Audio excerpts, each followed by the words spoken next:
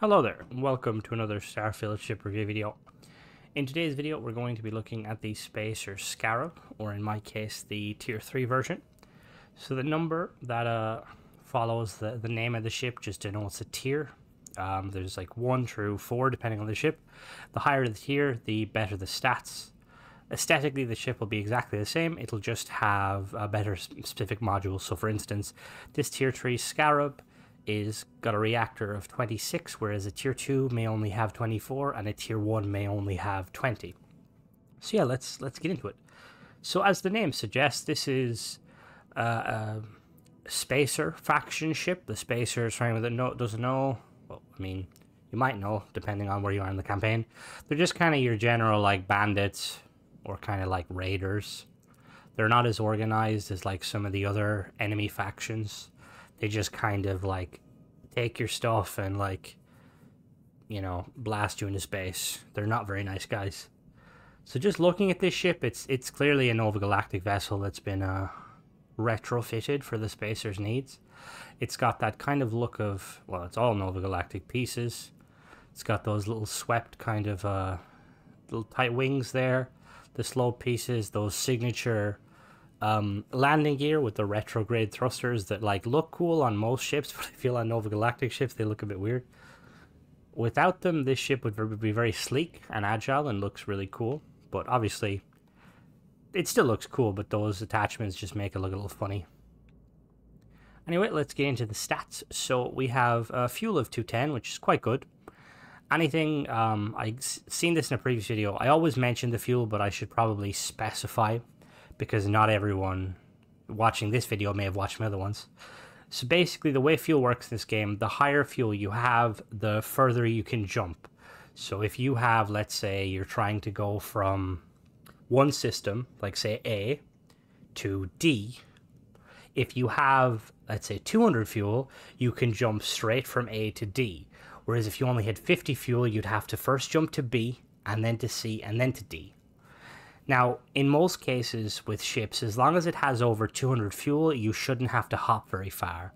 But there is a lot of ships in the game that have 50 to 100 fuel, and you'll start to notice it. Early game, it's not a problem because you'll be exploring. But late game, it can get kind of annoying. But anyway, that being said, 210 fuel, really good on this sort of a ship. It's got a hull of 732, which for a combat vessel, that's quite acceptable. Thing is with hull is your hull stack goes up based on the modules and all the stuff you put on it, and it's hard to kind of get, you know, like if you wanted to improve the hull, you'd have to kind of drastically change the ship, but it's still quite good hull for the ship without it being, you know, too, like, it looks very sleek despite being, yeah. And then cargo capacity, we've got 785, which is quite nice for a combat vessel. A lot of combat vessels in the game tend to have between 200 to 400 cargo capacity. Obviously, the Spacers kind of don't have like a specific home. They live on their ships more, so it makes sense. They have more cargo. Still not like a lot of cargo. You wouldn't be hoarding stuff on this, but yeah. And then we've got an A-class reactor with 26 power, which it's not bad. It's kind of above average. The highest A-class reactor in the game currently is I think it can go up to like 32, potentially, maybe more. So this one's kind of like above average. They kind of average out around 24, 25. It's only got a crew of 2, which is quite low. But given the current configuration, you could probably get that higher by swapping around some of the modules. It's got a jump range of 22 light years, which is not bad. It's kind of smack bang in the middle. The lowest jump range I've seen on ships is around 16, and the highest is 30. So with this current jump range, you'll probably be able to jump to 60% of the systems in the planet or in the galaxy. If you want to jump further, you'll have to obviously increase that jump, which isn't too hard. Unlike with reactors, all of the jump drives are usually the same size, so you can kind of just slot one out for the other. So we've got a shields of 650, which again for an A-class isn't too bad. I believe the highest A-class shield is, I think it's like either 1050 or like 950. Now obviously, being A-class, if you were to upgrade the reactor to a C-class, you could put a 1600 shield on it, but then you're kind of adding extra weight, and you may not like that. And then for weaponry, sounding like Roger Rabbit there. Roger Rabbit? Who's Roger Rabbit? I meant to say I can't even know who I was supposed to say. It was one of the Looney Tunes. Anyway. So we've got particle weapons and ballistic weapons. So the particle weapons are mounted on the top. We've got one on the dorsal just above the bridge, and then we've got one on each of the winglet. And then for the ballistic weapons, they're just mounted right underneath the cargo bay, which is quite a good combination in particle weapons. We'll do more of an in-depth dive when we get to the teardown at the end. I probably swap out the... Maybe swap the ballistics out for lasers just so you can strip the shields faster. Anyway, I'm going to be purchasing this ship from a vendor, but you can't actually purchase the ship from a vendor because it only spawns on NPC enemies. So in order to get this ship, you have to basically trigger a random event, or no, it's not really random per se, it happens quite a bit. You basically have to get attacked by the spacers and hope that the little mini fleet they send after you has this ship in it. If it does, take out the escorts and then disable the ship's engines and then board it and fly it back to planet, and it's yours. But yeah, let's go check it out, shall we? Here we are in my usual spot, just so we can get a nice little view on it. It looks really cool. It's kind of weird, like, the spacers are they're not very organized, but like, I like the color scheme. It's kind of like the olive drab. It kind of makes me think of the UNSC from Halo. It's a really, really cool ship. Nova Galactic make good ships, you know. What can I say? There we have those weapons there. They're just... Looks like we're landing on the weapons, which is a bit... I think there's... Let me see. Yeah, they're touching the ground. Anyway, we entered through the Nova Galactic cargo bay, which is really nice. Got some windows here. I got really excited there for a moment because I've always wanted them to add like a way to access your ship's cargo from here without going in. So when I saw the pop, I was like, holy, did I just find it? But I didn't. That's just, we can borrow or take this kitchen steeper. Anyway, up the ladder we go. For some reason, it says UC Navy cargo, which is a bug. So I've had this happen since the new update. I don't know if you guys have had it too. If you basically capture a ship and, like, say for instance an NPC ship, and you save the ship, but you don't modify it or do anything, and then you swap to another ship, over time the ship will default to either, for instance this one says it originally said it was a UC Navy A cargo, or with another ship I'm going to be reviewing, an Ecliptic ship, it just had no name at all, which will be interesting. But anyway, we're going to climb inside. Just for anyone if you ever get this bug, it's pretty simple. You just have to press X to enter the cockpit, and then you can bypass this door. So we're going to do that real quick. Alright, there we go. So we fixed it. We just boarded through the cockpit, and then we jumped back out, and now we're going to board normally. So I've noticed that bug happens on a couple of ships, even ships I like made myself, so just, yeah. Anyway, so immediately we enter through a... This is a living quarters, I believe, Nova Galactic living quarters. Might be an all-in-one berth. The bridge there, we'll check the bridge in a minute. Just double checking, yeah. And then back behind here we have... I seen somebody mention on, like, some of the social media pages that they thought that the new update that came out like this week made it so the doors open quicker. I haven't personally noticed that. I don't know. Let me you guys know in the comments if you guys have noticed it. But then thing is, I don't tend to notice stuff like that because I'm slightly stupid. But back here we just have a 1x1 Nova Galactic storage room with the docking tube there. That scared the life out of me. Holy crap, that was loud. And anyway, so we go back this way, and in here we have the Nova Galactic bridge that I really like. Very cool bridge. We've got the pilot seat there. We've got our co-pilot to the left and our navigator to the right. And they're in these little kind of dips, which I quite like. They also have footrests, which is really nice. And then they've got their control panel. Anyway, we're going to take it up into space, see how she performs. I'm kind of expecting good things. Nova Galactic make quite good ships. Also, I really like those engines. But let's take her off. So power management, ooh, okay. Power management looks like it's going to be a bit of an issue.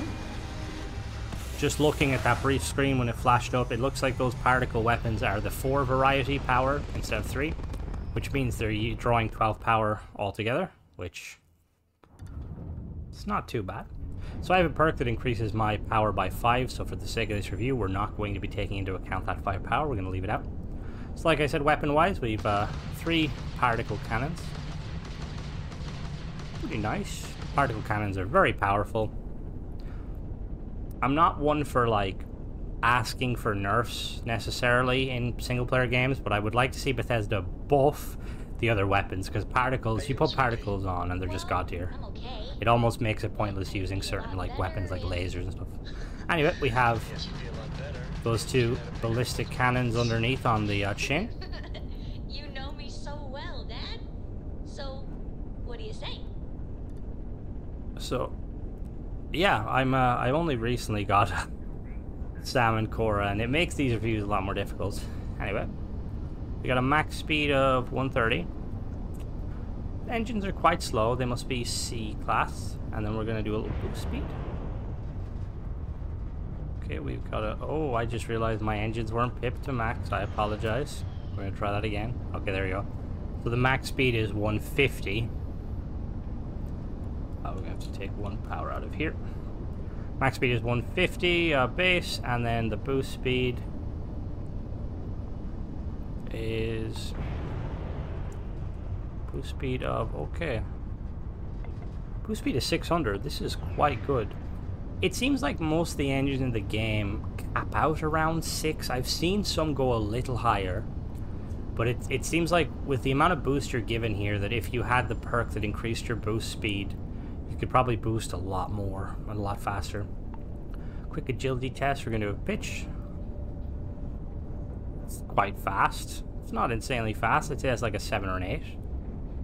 Yeah, oh, see that feels slow, but I don't think it is. Yeah, no, that's about an 8 too. And then the roll. Roll's quite good. Alright, we're going to head down to the planet now, and we're going to do a teardown just to see what it is made of. Alright, so here we are on the teardown. We've teared it into 3 parts like usual. So the only habitat module we have technically is the NG2 Docker top from Nova Galactic. It's your docking port.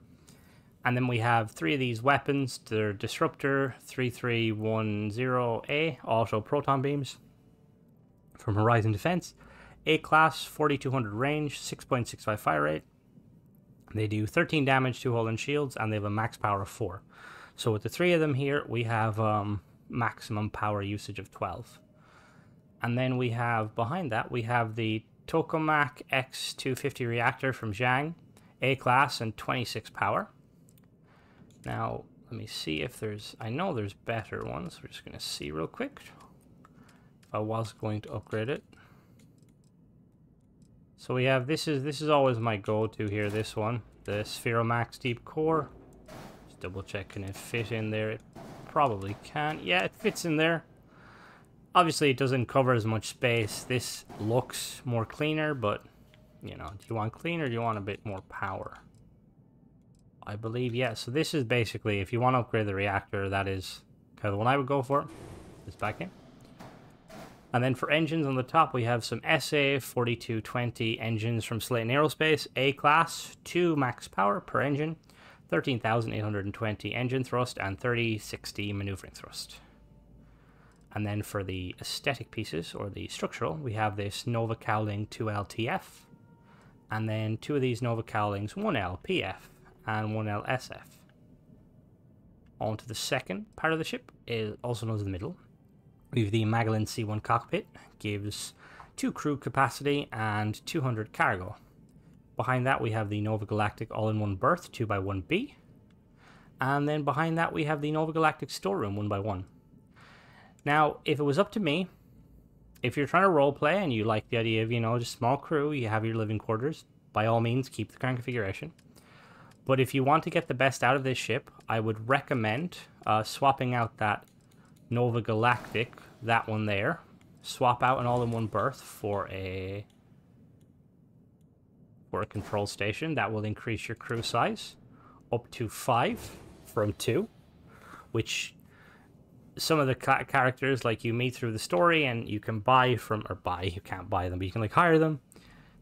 Having that like 3 extra crew can really increase the combat effectiveness of your ship. As for the other modules we have at the back here, we have another pair of these engines. I believe, yep, they're the exact same style of engine. The cool thing about these engines, I've showed them before in other videos, they have like various different styles, so you can say, for instance, you can make them like that, or like in the current configuration you can put them like sideways. So we're going to put that back. And then we have this Helios 300 grav drive, deep core, make it A class, 23 grav jump thrust, which in the current configuration gives us 22. Now, I know for a fact there is better ones. So which one do we have here? We have the 300. So if we were going to go with... Okay. That's a B. What about this bad boy here? So if we were to swap this one out, it's a little bit more expensive. But if we... Does it fit in here? Yeah, it fits nice and snug. That gives us 26 light years, which is far more... Well, it's not that much better, obviously. But 4 more is a little bit better. And then we have these 2 NG-15 landing gear, port and starboard. These can be found, they're Nova Galactic, they can be found only in Titan, I believe. Or not only in Titan, but that's where you can get them if you really want them. They're really cool. There's multiple variants. There's ones with these retrograde thrusters on the front, and then there's ones without. And then for the aesthetic pieces, we have 2 of these Nova Cowling 2L starboard F and port F. I'm assuming F means fin. And then at the bottom here, we have the NG6 landing bay. Behind that, we have the 500T helium-3 tank, 210 jump fuel.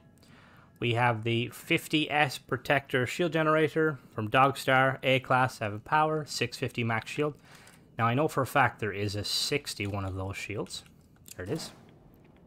So for an extra 4K, you can jump it up by, what is that? 160? 100... No, 2. Yes, 160. And then obviously there's some of these ones here that... This one here, I believe, goes the highest. Where is it? There's usually one there. I thought there was. Not all of them are obviously available at this station, but yeah. So if you want to upgrade it immediately, you can just go one up. And then we have, behind this, we have the 10T hauler cargo holds from Sexton Shield System. Gives us 585 cargo. And then we have the NG-20 landing gear wide from Nova Galactic. And then we have these weapons. They're both mounted shin underneath there. 2 of these Horizon Defense Mauler 105U autocannons, A-class, 960 range, 6.65 fire rate, 14 damage to hull, and 4 power each. Like I was saying, the configuration of these particle cannons are quite good already. I would probably swap these out for some lasers, since when you're... I suppose it depends on what you're trying to do, because you can use these in place of the lasers to strip shields. And then once the shields are down, you can use your maulers to, you know, to hammer away at the hull. But I like to kind of have lasers so I can strip the shields quicker, because these will do good damage to each. But yeah, that was the ship itself. All in all, it's a pretty cool ship. There's various versions of this ship floating about. Let me know what you guys think of it. Have you flown it? Would you like to fly it? You can definitely improve upon it quite easily. There's like some space there for extra weapons. You could bring it up to C-class by swapping out the reactor. But yeah, if you like this sort of content, don't forget to subscribe and check out my other reviews. And as always, thanks for watching.